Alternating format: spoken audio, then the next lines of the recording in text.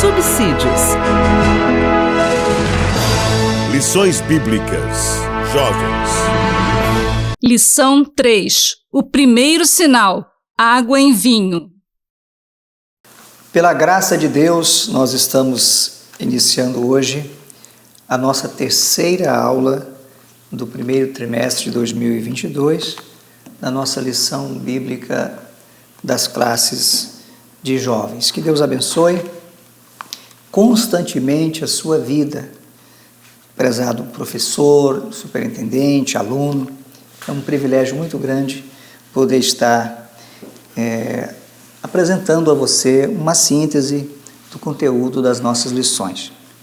Estamos nesse trimestre estudando sobre o Evangelho de João, o quarto Evangelho, o Evangelho espiritual, segundo a expressão de Clemente de Alexandria. Temos a nossa lição, temos o livro do trimestre que sempre traz um conteúdo complementar ao texto das nossas lições e é altamente recomendado que, podendo, você utilize o livro do trimestre, não só como subsídio para as aulas dominicais, mas certamente para o aprofundamento do seu estudo nas doutrinas da Palavra de Deus. Que Deus possa abençoar grandemente a sua aula no próximo domingo. Vamos fazer uma oração. Pai, em nome de Jesus, te louvamos, bendizemos a Ti, Senhor, por mais este dia, e agora pedimos que o Senhor venha nos abençoar, ilumina o nosso entendimento, para que possamos compreender a Tua Palavra, em nome de Jesus. Amém. O primeiro sinal, água em vinho. Texto principal, Jesus principiou assim os seus sinais em Caná da Galileia e manifestou a sua glória, e os seus discípulos creram nele. João 2:11. Os sinais que Jesus realizou visavam fazer com que o reconhecessem como o Redentor anunciado pelos profetas, sendo a manifestação plena do Filho encarnado. O nosso texto bíblico, João 12, do 1 ao 12, diz: ao terceiro dia, fizeram-se umas bodas em Caná da Galileia, e estava ali a mãe de Jesus. E foram também convidados Jesus e os seus discípulos para as bodas. E faltando o vinho, a mãe de Jesus lhe disse: não tem vinho. Disse-lhe Jesus: mulher, que tenho eu contigo? Ainda não é chegada a minha hora. Sua mãe disse aos empregados: fazei tudo quanto ele vos disser.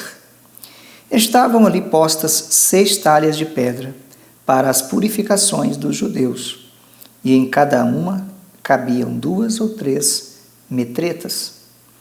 Disse-lhes Jesus: enchei de água essas talhas, e encheram-nas até em cima. E disse-lhes: tirai agora e levai ao mestre-sala. E levaram. E logo que o mestre-sala provou a água feita vinho, não sabendo de onde viera, se bem que o sabiam os empregados que tinham tirado a água, chamou o mestre-sala ao esposo e disse-lhe: todo homem põe primeiro o vinho bom, e quando já tem bebido bem, então o inferior, mas tu guardaste até agora o bom vinho. Jesus principiou assim os seus sinais em Caná da Galileia, e os seus discípulos creram nele. Depois disso, desceu a Cafarnaum, ele e sua mãe, e seus irmãos, e seus discípulos, e ficaram ali não muitos dias. Eu quero fazer umas observações preliminares na nossa lição de hoje. A primeira é destacar a singularidade do Evangelho de João no que diz respeito à narrativa da primeira etapa ou da primeira fase do ministério de Jesus. Nós não encontraremos nem em Mateus, nem em Marcos, nem em Lucas os fatos históricos, os eventos históricos da primeira fase, do primeiro ano do ministério de Jesus. Mateus, Marcos e Lucas vão apresentar o ministério de Jesus após a decapitação de João Batista. Enquanto João vai mostrar para nós fatos ocorridos na Galileia e na Judéia antes da morte de João Batista. Então ele vai trazer vários fatos que são anteriores. Por isso tem uma relevância muito grande o Evangelho de João. Pela leitura de Mateus, Marcos e Lucas, o ministério de Jesus teria uma duração de aproximadamente 1 ano. Mas pela leitura de João, nós vamos observar que o Evangelho de Jesus durou um pouco mais de 3 anos, porque ele menciona alguns eventos cronológicos que vão nos lançar uma luz muito clara a respeito do tempo do ministério de Jesus. Primeiro, ele menciona Jesus em Jerusalém em pelo menos 3 Páscoas, talvez uma quarta Páscoa, que é uma festa dos judeus que está lá em João 5:1, mas no mínimo 3 Páscoas, né? Além dele ter ido em outras 2 festas anuais em Jerusalém. Então isso é muito importante, porque é através de João que nós vamos descobrir que o ministério de Jesus durou mais de 3 anos. E nessa primeira fase, ele vai narrar eventos da Galileia, vai narrar uma viagem de Jesus à Judéia, e só depois ele vai fazer referência à fase galilaica do ministério de Jesus, que durou também mais de 1 ano, quando ele fica muito tempo na Galileia. Então esse primeiro sinal é um registro singular, ele é inédito, nenhum outro evangelista trata do sinal nas bodas de Caná, para onde Jesus foi convidado. Outras observações que a gente pode fazer aqui, que é interessante destacar da singularidade do Evangelho de João, é que ele era absolutamente cronológico e também muito geográfico. Veja que ele começa dizendo: e ao 3º dia fizeram-se umas bodas em Caná da Galileia. Então nós vamos ver muito isso no Evangelho de João. Ele falando de datas, né, de períodos e falando de lugares de maneira específica. Porque não havia só uma Caná, né? Havia uma outra cidade também na época, na Síria, o nome de Caná. Então ele deixa bem claro que ele está falando naturalmente de Caná da Galileia.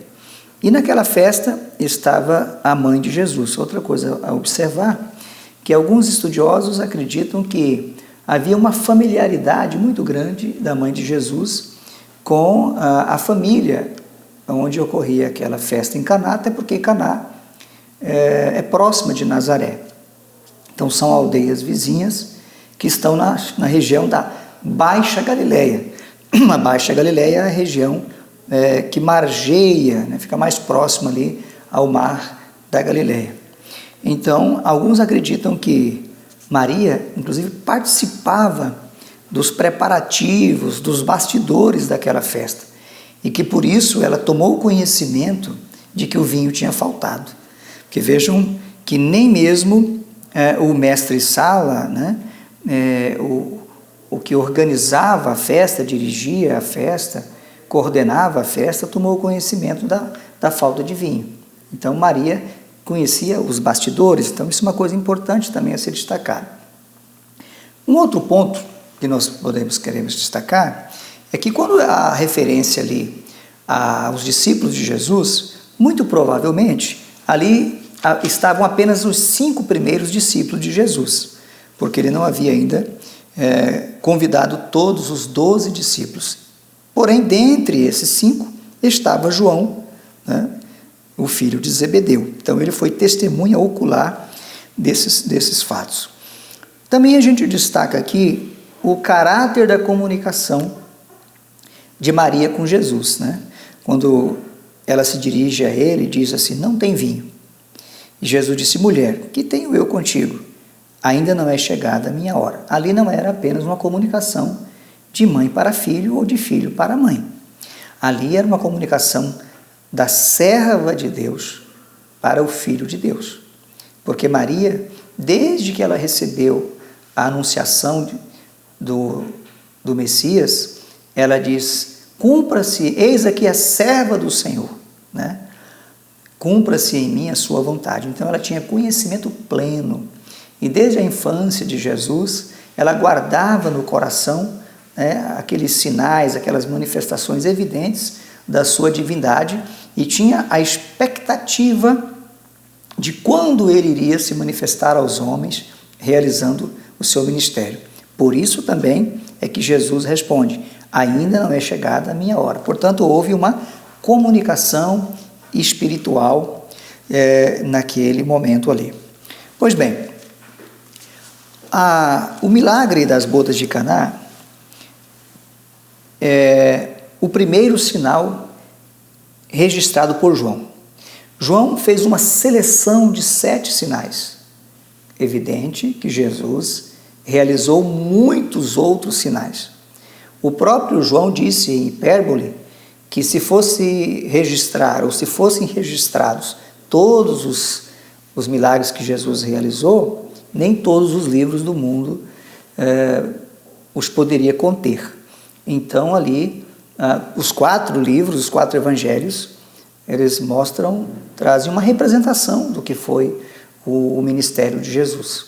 E em João, especialmente, porque João fez uma seleção de maneira muito sistemática a respeito de 7 sinais cristológicos. Outra coisa que nós vamos observar, que é importante destacar, é a abrangência ou a gradação da abrangência desses sinais.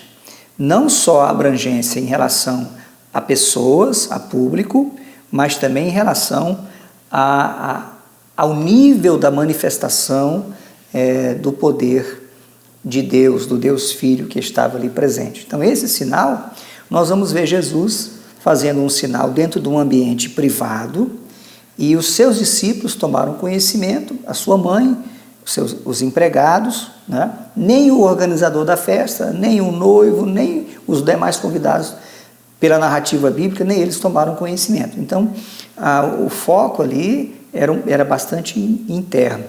Então, foi o primeiro sinal. Uma outra coisa que também a gente precisa destacar aqui é que João fala com muita clareza: Jesus principiou assim os seus sinais em Caná da Galileia. O que isso significa? Jesus estava começando ali o seu ministério. Ele não realizou, ainda que poderia, não há registro escriturístico, canônico, de nenhum milagre de Jesus realizado antes desse momento. E por uma questão muito clara, porque ele esperou o momento certo de se apresentar ao mundo. E mesmo nesse momento, ele se ocultou várias vezes, porque ele precisava cumprir o seu ministério na integralidade. Nós vamos ver Jesus se ausentando de Jerusalém algumas vezes, por causa da fúria, do ódio dos judeus que queriam matá-lo. Então, por isso, Jesus, de uma maneira muito precisa, realizou os milagres apenas no tempo certo. Então, as narrativas extra-bíblicas, né, os livros apócrifos, que colocam Jesus realizando milagres na sua infância, né, isso aí não tem nenhum suporte escriturístico. No livro do trimestre, inclusive, eu menciono alguns desses registros apócrifos que falam de alguns pseudos milagres bem pueris, né, que Jesus teria feito, né, mas são narrativas extra-bíblicas que não têm nenhum tipo de veracidade. Muito bem, indo para o corpo da nossa lição, nós vamos ver aqui no capítulo 1, no primeiro tópico da nossa revista, mais que um milagre, a completude das Escrituras. Nesse tópico a gente narra que o Evangelho de João, assim como todos os demais livros da Bíblia, tem os seus autores humanos. A Bíblia foi escrita por aproximadamente 40 autores, num período aproximado de 1.500 anos, ou seja, em épocas totalmente distantes, em lugares distantes, em culturas distantes. Mas tem um autor divino único, que é o Espírito Santo. O Espírito Santo é o autor e intérprete das Escrituras. Por isso a Bíblia ela é completa. Não há conteúdo que sobra e nem que falta. Ela é inerrante, Não existe erro nas Escrituras, ela é infalível. Então, tudo que João registrou, ele registrou por inspiração direta do Espírito Santo. Nesse caso aqui, nós temos um sinal específico, né, que João registrou com um propósito específico. Então, não foi algo aleatório. E nós vamos verificar os detalhes deste milagre. Eu destaquei numa outra aula, mas eu quero fazer uma referência ao termo que o João usa, né, no Novo Testamento, no seu livro, claro, para se referir aos milagres. Ele usa a expressão grega semeion, que significa sinal, marca ou prova. Os demais evangelistas usam a expressão dunamis, que significa manifestação de poder, obra poderosa, ou usam a expressão teros, que significa maravilha. João não usa essas expressões quando ele trata dos milagres de Jesus, porque ele usa a expressão semeion. O que significa isso? Décadas depois, já maduro espiritualmente, ele olha novamente para os milagres e identifica nesses milagres não apenas atos miraculosos, mas sinais, manifestações evidentes, intencionais, propositais que Jesus fez para revelar a sua divindade. Então essa é uma diferença fundamental na maneira como João apresenta os milagres. Ele os apresenta como sinais, deixa muito claro que Jesus estava ali, demonstrando que ele não era apenas um homem, ele era também Deus. Estava ali como homem, 100% homem, uma natureza humana plena, mas estava ali também como 100% Deus, uma natureza divina plena. Duas naturezas que coexistem, que são indivisíveis, que são inseparáveis, mas que não se confundem. Duas naturezas, mas uma só pessoa. Então Jesus estava, através dos sinais, revelando a sua natureza divina. Tá? E este primeiro sinal é a primeira marca, a primeira prova da sua divindade. Muito bem. No segundo ponto, nós tratamos aqui mais diretamente da narrativa e do seu contexto, né? E aqui a gente destaca que João é o único evangelista que registra eventos ocorridos no primeiro ano do ministério de Jesus, como nós já fizemos referência. E naquela festa, então, ocorre um incidente inesperado, que foi a falta de vinho. E aquele incidente inesperado é que coloca Jesus em cena. Ele estava ali como um convidado, né? Mas não estava em cena, não estava em nenhuma relevância, até aquele incidente inesperado acontecer. Aí então, Maria recorre a Jesus, já esperando que ele resolveria aquele problema. E logo depois se dirige aos empregados e diz: olha, fazei tudo quanto ele vos disser. Então esse texto deixa muito claro que Maria não agiu ali como uma intercessora. Ela indicou a Jesus como o solucionador dos problemas e colocou os empregados em contato direto com Jesus, ao dizer: fazei tudo quanto ele vos disser. Então, a obediência que eles deveriam ter a Jesus. Aliás, o segredo da nossa vitória é a obediência a Jesus, né? Não é a intercessão a Maria. Maria apontou para Jesus, o Cristo, o solucionador do problema, assim como todos nós apontamos para Jesus, né? Agora, o verdadeiro discípulo de Cristo, ele é emancipado para servir a Jesus, e ele fala diretamente com ele, né? Esse é o sacerdócio universal, né, dos crentes. Todos podemos nos dirigir a Deus Pai através da pessoa do Filho Jesus Cristo. O terceiro ponto da nossa lição fala sobre o bom vinho. Aqui nós temos uma mensagem primeiramente a Israel, né? Como nós falamos na aula anterior, o Evangelho de Jesus, desde o prenúncio de João Batista, tratava de uma ruptura entre a antiga aliança para agora o estabelecimento de uma nova aliança. E nesse caso aqui, é muito eloquente essa mensagem aqui, porque Israel é simbolizada muitas vezes pelos evangelistas, pelos profetas, né, como uma vinha. Essa vinha, a qual Deus havia plantado amorosamente, né, havia regado, havia cuidado, havia protegido, mas que agora havia chegado o tempo de arrancar essa vinha. Por quê? Porque ela não produzia bons frutos. Israel só produzia frutos maus. Então essa vinha seria arrancada. E agora um novo vinho, a fonte de um novo vinho seria apresentada. Portanto, naquela comunidade judaica, naquela festa de judeus, o vinho acabou. Acabou o velho vinho. O vinho, né, que era produzido, né, na antiga aliança. E agora Jesus, a fonte do novo vinho, vai se apresentar, né, para solucionar o problema da humanidade. Aí aquela festa era apenas uma representação do que Jesus significaria para toda a humanidade, né?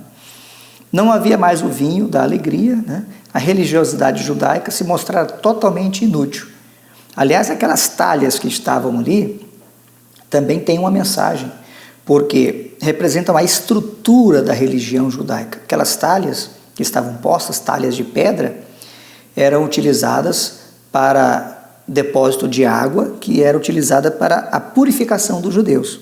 E agora Jesus utiliza aquela estrutura com uma outra finalidade, que é a finalidade de transformar a água em vinho, demonstrando agora a chegada de uma nova aliança, de uma nova dispensação.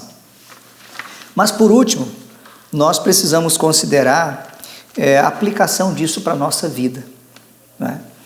Muitas vezes Jesus está no ambiente, Jesus está na festa, mas ele não tem relevância, porque outros vinhos estão produzindo alegrias em nosso coração, as alegrias mundanas, né? É hora da gente refletir, que tipo de alegria nos sustenta? O que nos move a viver? Qual a alegria que nós desfrutamos? Às vezes é preciso chegar à crise. O que aconteceu naquela festa? O vinho acabou. Por isso que Deus permite que muitas vezes tristezas e angústias cheguem ao nosso coração.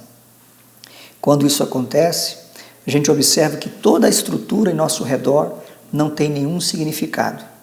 Às vezes a formatura, a formação profissional, o conhecimento intelectual, a condição financeira, as amizades, o entretenimento, nada disso preenche o vazio, né, do nosso coração. Esses vinhos precisam acabar. Precisamos estar esvaziados dessas alegrias mundanas para que a gente valorize a verdadeira alegria que só Jesus pode nos dar. Nós podemos desfrutar, sim, de muitas oportunidades boas nessa vida, mas sempre sabendo que o vinho bom só Jesus tem, né?